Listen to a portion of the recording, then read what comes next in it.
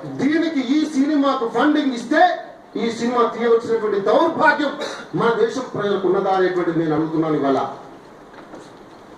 ఇవాళ మాఫియా ఏదైతే ఉందో దాని వెనుక ఎవడైతే ఉన్నాడో వాడు ఇచ్చినటువంటి పైసలతో చేసినటువంటి ఏదైతే ఈ సినిమా మనం చూడాల్సినటువంటి అవసరం ఉందా అని నేను అడుగుతున్నాను. అంతేకాదు ఇవాళ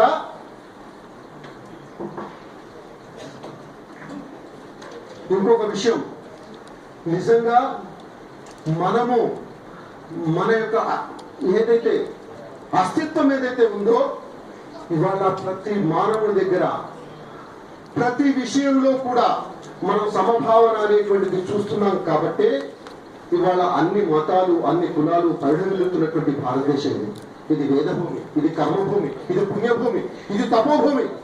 ఇటువంటి భూమిలో అనేకమైనటువంటి ఆదిశంకరాచార్యులే కాదు, ఈ రాముడి నుంచి దిలీపుడి నుంచి మొదలు పెడితే దిలీప చక్రవర్తి నుంచి మొదలు పెడితే ఇవాళ భక్త రామదాసు వరకు మనం ఇవాళ చూస్తూ ఉన్నాం.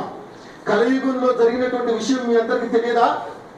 ఎక్కడైతే రామదాసు భక్త రామదాసు కంచర్ల గోపన్న బ్రహ్మాండమైనటువంటి భవ్యమైనటువంటి ఏదైతే రామ మందిరం కట్టిస్తే ఇదే తానేషా ఉన్నటువంటి దాంట్లో ఏదైతే ఆయనను 12 సంవత్సరాలు భయంకరంగా ఆయనను హింసిస్తే అయ్యా నీ పెళ్ళారి చేయిస్తే కదా చింతాకు పథకము రామచంద్ర అంటే మీ అందరికీ తెలుసు.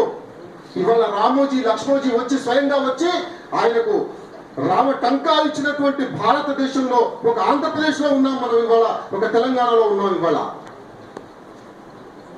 అటువంటి భవ్యమైనటువంటి దేవుళ్ళు ఉన్నటువంటి ఈ యొక్క దేశంలో ఒక మతాన్ని ఒక కులాన్ని ఒకరిని ఎవరైతే వాళ్ళు వ్యతిరేకిస్తారో తప్పకుండా దాన్ని ఖండించాల్సినటువంటి అవసరం ప్రతి మానవుడి మీద ప్రతి స్త్రీ మీద ఉంది.